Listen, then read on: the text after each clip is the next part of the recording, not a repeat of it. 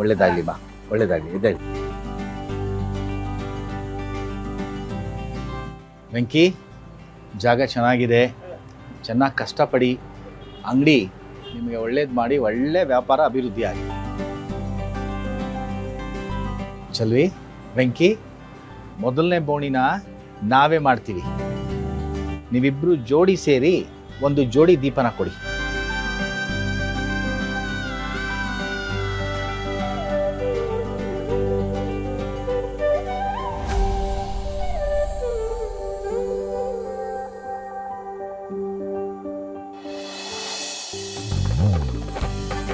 ತಗೋಪ್ಪ.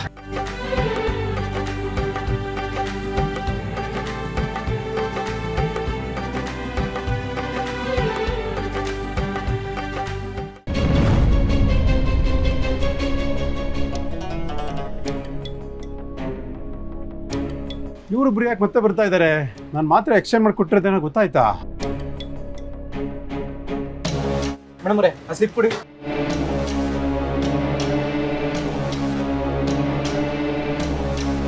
Sir ನೋಡಿ, ನಿನ್ನೆ ಈ ಮಾತ್ರೆಗಳನ್ನೆಲ್ಲ ನಿಮ್ಮ ಅಂಗಡಿಯಲ್ಲೇ ತೊಗೊಂಡಿದ್ದು. ಇದು ತೊಗೊಂಡಾದ್ಮೇಲೆ ನಮ್ಮ ಅಕ್ಕಂಗೆ ಒಂಥರ ಆಯ್ತದಂತೆ, ಸೆಟ್ಟೇ ಆಗ್ತಿಲ್ಲ. ಅದಕ್ಕೆ ಬೇರೆ ಮಾತ್ರೆಗಳೇನಾದ್ರು ಕೊಟ್ಬಿಟ್ಟಿದ್ದೀರಾ ವಸಿ? ಚೆಕ್ ಮಾಡಿ. ಏನ್ರಿ ನಮ್ಮ ಮೇಲೆ ಗೋಬೆ ಕೂರಿಸ್ತಾ ಇದ್ದೀರಾ? ಡಾಕ್ಟ್ರ್ ಏನ್ ಬರ್ಕೊಟ್ರು ನಾನು ಕೊಡೋದಷ್ಟೇ ನಮ್ಮ ಕೆಲಸ. ಸರಿ ಸರ್, ಅದಕ್ಕೆ ಯಾಕೆ ಇಷ್ಟೆಲ್ಲ ಕೋಪ ಮಾಡ್ಕೋತಿದ್ದೀರಾ? ಕೋಪ ಅಲ್ಲ ಮೇಡಮ್, ಸುಮ್ಮನೆ ಬಂದ್ಬಿಟ್ಟು ಸರಿಯಾಗಿ ಕೊಟ್ಟಿಲ್ಲ ಅಂದ್ರೆ ಕೋಪ ಬರಲ್ವಾ? ಎಷ್ಟು ವರ್ಷದಿಂದ ಮೆಡಿಕಲ್ ನಡೆಸ್ತಾ ಇದ್ದೀವಿ, ಇಲ್ಲಿವರೆಗೂ ಒಬ್ಬರು ಬಂದು ಕಂಪ್ಲೇಂಟ್ ಮಾಡಿಲ್ಲ, ಮತ್ತೆ ಕೋಪ ಬರಲ್ವಾ? ಮತ್ತೆ ನಮ್ಮ ಅಕ್ಕನಿಗೆ ಯಾಕೆ ಹಂಗಾಯ್ತಿದೆ? ಸರ್, ಕೆಲವು ಮಾತ್ರೆ ಸೆಟ್ ಆಗಲ್ಲ, ಸೆಟ್ ಆಗೋಕ್ಕೆ ಟೈಮ್ ಬೇಕು, ತಾಳ್ಮೆ ಬೇಕು, ಸ್ವಲ್ಪ ಕಾಯ್ಬೇಕು ಸರ್. ನೀವು ಒಟ್ಟಲ್ಲಿ ಇದೇ ಮಾತ್ರೆಗಳು ಕೊಟ್ಟಿದ್ದೀರಾ ತಾನೆ? ಮತ್ತೆ ಅದನ್ನೇ ಕೇಳ್ತಾ ಇದ್ದೀರಲ್ಲ ಸರ್. ಡಾಕ್ಟ್ರ್ ಏನ್ ಬರ್ದಾರೋ ಅದನ್ನ ಕೊಟ್ಟಿದ್ದೀನಿ ಅಷ್ಟೇನೆ.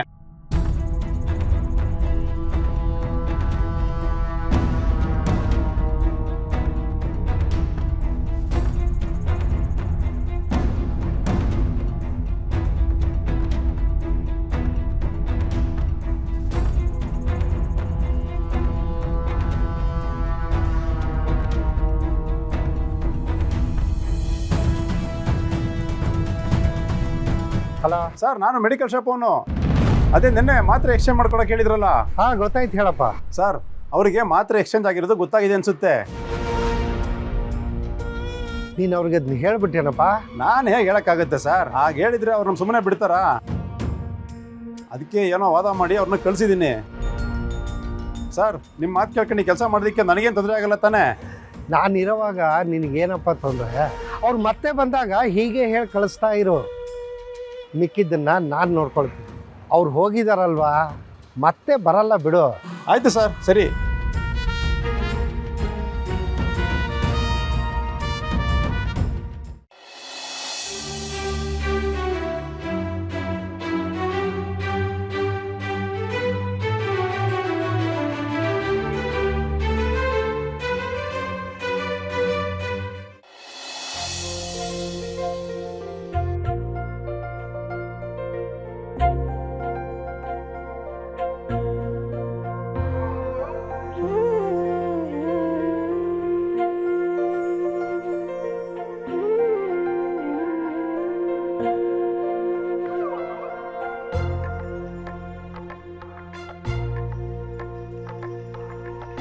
ವೆಂಕಿ, ಮೊದಲನೇ ದಿನನೇ ನೋಡು ಹೆಂಗ್ ಚೆನ್ನಾಗಿ ವ್ಯಾಪಾರ ಆಗ್ತಾ ಇದೆ. ಒಳ್ಳೇದಾಗುತ್ತೆ, ಒಳ್ಳೇದಾಗುತ್ತೆ. ಒಳ್ಳೆ ಜಾಗ, ಲೊಕೇಶನ್ ತುಂಬಾ ಚೆನ್ನಾಗಿದೆ. ನಾವೆಲ್ಲರೂ ಎಷ್ಟು ಖುಷಿಯಾಗಿದ್ದೀವಿ. ಈಗ ಸಿದ್ದು ಭಾವನೂ ಇದ್ರೆ ತುಂಬಾ ಚೆನ್ನಾಗಿರೋದು. ಫೋನ್ ಮಾಡಿದಾಗ ಹೇಳಿದ್ರಲ್ಲಮ್ಮ ಸ್ವಲ್ಪ ತಡವಾಗಿ ಬರ್ತೀನಿ ಅಂತ. ಹಾ, ಆಮೇಲೆ ನಮ್ಮ ಅಳಿಯಂದ್ರಿಗೆ ಈ ಜಾಗ ಗೊತ್ತಂತೆ. ಸಿದ್ದು ಅವರು ಉಪ್ಪಿನಕಾಯಿ ಡಿಸ್ಟ್ರಿಬ್ಯೂಷನ್ಗೆ ಬೇರೆ ಬೇರೆ ಅಂಗಡಿಗಳಿಗೆಲ್ಲ ಹೋಗ್ತಾರಲ್ಲ, ಅವ್ರಿಗೆಲ್ಲ ಹೇಳಿದಾರಂತೆ ನಮ್ಮ ವೆಂಕಿ ಇಲ್ಲಿ ಅಂಗಡಿ ಮಾಡ್ತಿದ್ದಾನೆ ಅಂತ. ಅವ್ರ ಕಡೆಯಿಂದನೂ ವ್ಯಾಪಾರಕ್ಕೆ ಸಹಾಯ ಆಗುತ್ತೆ. ಅವರಿಬ್ರೇನೋ ಲೇಟಾಗಿ ಬರ್ತಾರೆ ಅಂತ ಆಯಿತು. ನಮ್ಮ ಜಾನೂ ಅಳಿಯಂದ್ರು ಬಂದಿದ್ರೆ ಚೆನ್ನಾಗ್ತಿತ್ತು. ಇದನ್ನೆಲ್ಲ ನೋಡಿ ಅವರು ಸಂತೋಷ ಪಡ್ತಿದ್ರು. ಯಾಕೆ ಯೋಚನೆ ಮಾಡ್ತೀಯಾ? ವೆಂಕಿ, ಜಾನುಗೆ ಫೋನ್ ಮಾಡು.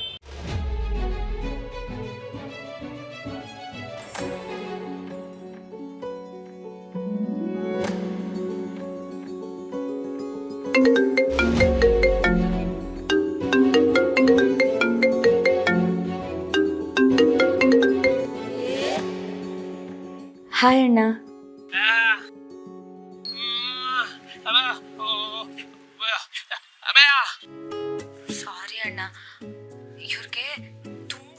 ಇದೆಯಂತೆ. ಕೆಲಸ ಮುಗಿದ ಕೂಡಲೇ ಆದಷ್ಟು ಬೇಗ ಹೊರಟು ಬಂದ್ಬಿಡ್ತೀವಿ. ಜಾನವ್ರೆ, ನೀವೇನಾದ್ರೂ ಬಂದಿಲ್ಲ ಅಂದ್ರೆ ನಿಮ್ಮ ಮನೆಗೂ ನಾವು ಬರಲ್ಲ.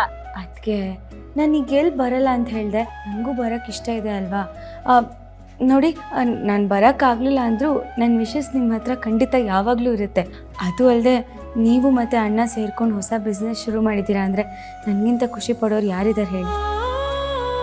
ಜಾನು, ಹುಷಾರಾಗಿದ್ಯಾ ತಾನೇ? ಯಾಕೋ ಒಂಥರ ಇದೆಯಾ? ಹಾಗೆಲ್ಲ ಏನೂ ಇಲ್ಲಮ್ಮ, ಆರಾಮಾಗಿ ಇದ್ದೀನಲ್ಲ. ಸರಿಮಾ, ಕೆಲಸ ಎಲ್ಲ ಮುಗಿಸ್ಕೊಂಡು ಬೇಗ ಬಂದ್ಬಿಡಿ ಇಬ್ರು, ಇಲ್ಲಾಂದ್ರೆ ನಿಮ್ಮ ಅಣ್ಣ ಬೇಜಾರು ಮಾಡ್ಕೊಳ್ತಾನೆ. ಅಣ್ಣ ಅದಕ್ಕೆ ಇಬ್ರು ಸೇರಿ ಹೊಸ ಸಾಧನೆ ಮಾಡ್ತಿದ್ದಾರೆ. ಆ ಖುಷಿನ ನಾನು ನೋಡ್ಬೇಕಲ್ವಾ. ಖಂಡಿತ ಬರ್ತೀನಿ.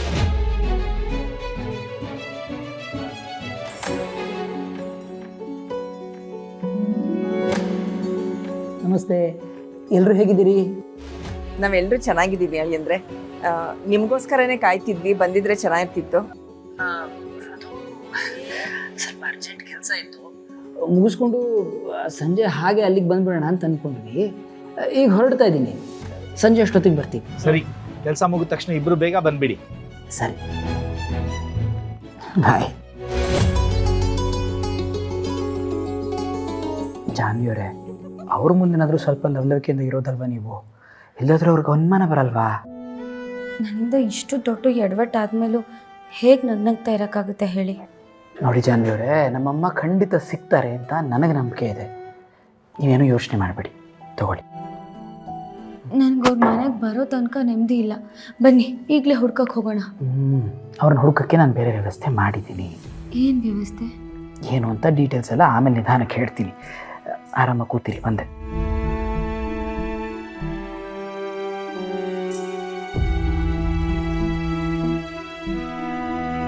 ಮೇಡಮವ್ರೆ, ಏನು ಮೇಡಮವ್ರೆ, ಶಾಪುನು ಸರಿಯಾಗಿರೋ ಮಾತ್ರೆನ ಕೊಟ್ಟಿದ್ದೀನಿ ಅಂತ ಇದ್ದಾನೆ.